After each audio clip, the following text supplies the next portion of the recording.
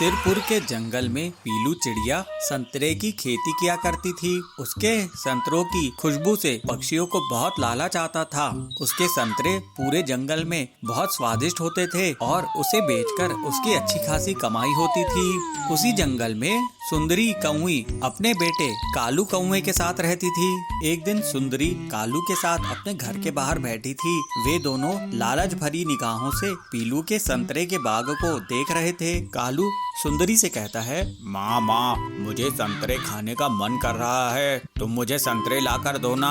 सुंदरी उससे कहती है, मेरे पास अभी इतने पैसे नहीं हैं कि मैं तुझे संतरे ला कर दूं। अरे माँ तो क्या हुआ, तुम पीलू के संतरों के बगीचे से संतरे चुरा लो ना। सुंदरी कहती है, अरे बेटा देख तो रहा है ना पीलू कैसे 24 घंटे वहाँ की चौकीदारी करती रहती है। अभी संतरे चुराना मुनासिब नहीं है। पीलू जब रात में सोने चले जाएगी तब हम संतरे चुरा सकते हैं। अरे लेकिन माँ रात तक मैं क्या इंतजार करूं, मुझे तो अभी संतरे खाने हैं। सुंदरी कहती है, मैं कुछ न कुछ तरीका निकालती हूँ। हाँ मुझे एक आइडिया सूझा है, तू ध्यान से सुन। मैं किसी तरह पीलू को आवाज लगाकर यहाँ पर बुलाऊंगी। जब पीलू मेरे पास आ जाए तो मैं उससे कुछ न कुछ बातें करते रहूंगी और उसका समय बर्बाद करूंगी। तब तक तू संतरे चुरा लेना। अरे वाह माँ, तुम तो बहुत चालाक निकली। हा अब दोनों माँ बेटे ताजा ताजा संतरे खाएंगे।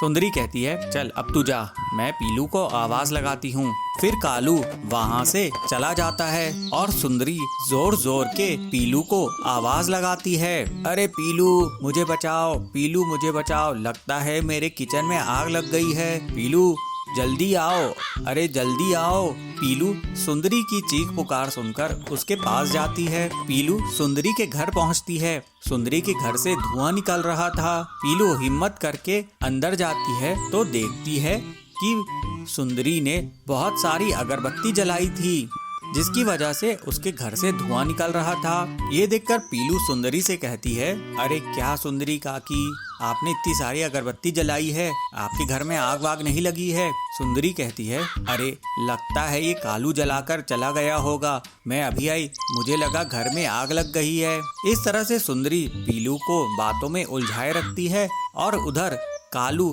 ताजा ताजा संतरे तोड़ लेता है। पीलू सुंदरी के यहाँ से वापस चली जाती है। कालू ताजा संतरे लेकर अपनी माँ के पास पहुँचता है। फिर दोनों माँ और बेटे संतरों का मजा लेते हैं। इस तरह से अगले दिन सुंदरी फिर से पीलू को आवाज लगाती है, पीलू पीलू जल्दी आओ, लगता है मेरे घर में बिच्छू घुस आया है। पीलू फिर से सुंदरी के घर जाती है और जब वो घर के अंदर देखती है तो कहीं पर भी बिच्छू नहीं रहता है। वो सुंदरी से कहती है, काकी आपके घर कोई बिच्छू बिच्छू नहीं है, चलिए अब मैं अपने बगीचे की रखवाली के लिए वापस जाती हूँ। ऐसा कहकर पीलू वहाँ से चली जाती है और उसके पीछे से कालू फिर से ताजे संतरे तोड़कर अपने घर ले आता है। ऐसे ही कई दिनों तक सुंदरी और कालू पीलू के बगीचे से संतरे चुराकर खाते रहते हैं और मजे उड़ाते रहते हैं। एक शाम पीलू अपने संतरे के बगीचे में संतरे गिनती है। अरे मेरे संतरे लगातार कम कैसे होते जा रहे हैं,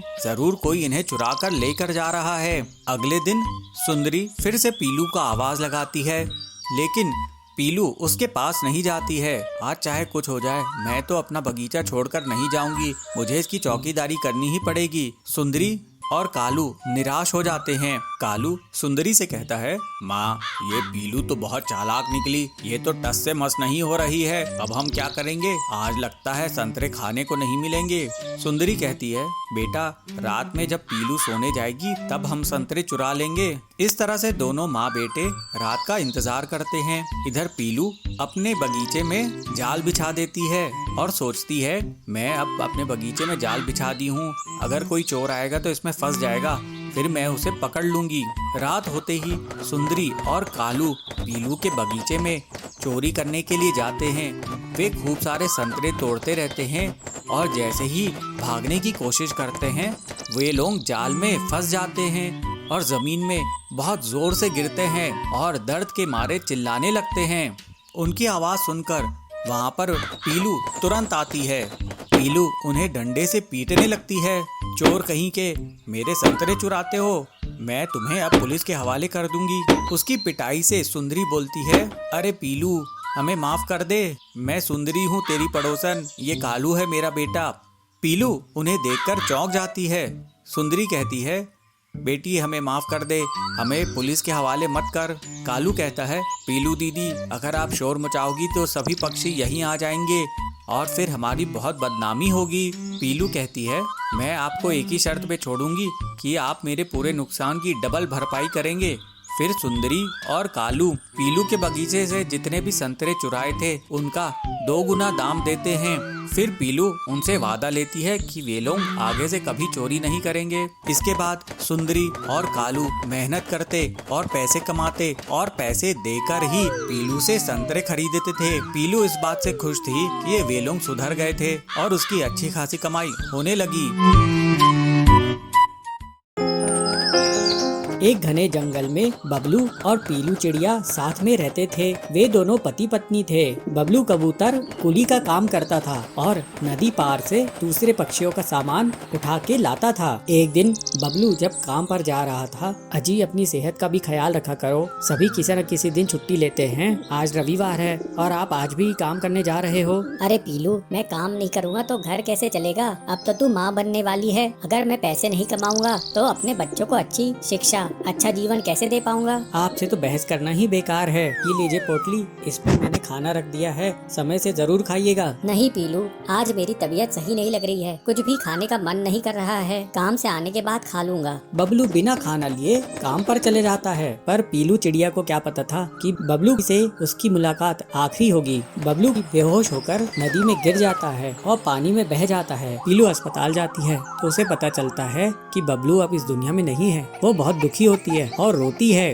अरे मैंने कितनी बार कहा था कि अपनी सेहत का ख्याल रखा करो, आखिर चक्कर आकर तुम पानी में बह गए। अब बताओ मैं अपने होने वाले बच्चे से क्या कहूँगी। पीलू एक बच्ची को जन्म देती है। ऐसे ही एक दिन एक डाकिया उसके पास एक खत लेकर आता है। पीलू वो खत को खोलती है। अरे ये खत तो कड़क सेठ की तरफ से आया है, मुझे बबलू की जगह नौकरी दी गई है। मुझे अपने बच्ची के लिए नौकरी करनी होगी, तभी मैं उसे अच्छी स्कूल में पढ़ा पाऊंगी। पीलू जल्दी से वो नौकरी ज्वाइन कर लेती है और दूसरे पक्षियों का सामान उठाने लगती है। जब भी नदी के पार से कोई पक्षी आता था तो पीलू उसके पास तुरंत पहुंच जाती थी। पीलू, बहन जी क्या मैं आपके सामान को उठा लूं? अरे तुम तो एक छोटी सी चिड़िया हो, क्या तुम इतने बोझ को उठा पाओगी? हाँ हाँ बहन जी, मैं सारा बोझ उठा लूंगी। बहन जी मैंने अपनी जिंदगी में इतने बोझ उठाए हैं कि उसके सामने बोझ कुछ नहीं है। क्यों ऐसा क्यों कह रही हो? और तुम अपनी ये बच्ची को साथ में लिए क्यों घूम रही हो? तुम्हारे पति कहाँ हैं? क्या वो काम नहीं करते? मेरी दुख भरी कहानी सुनकर क्या करेंगी बहन जी? रोज नदी किनारे जो भी पक्षी आते हैं वो मेरी दुखी कहानी को जरूर सुनते हैं, लेकिन कोई मेरी मदद नहीं करता।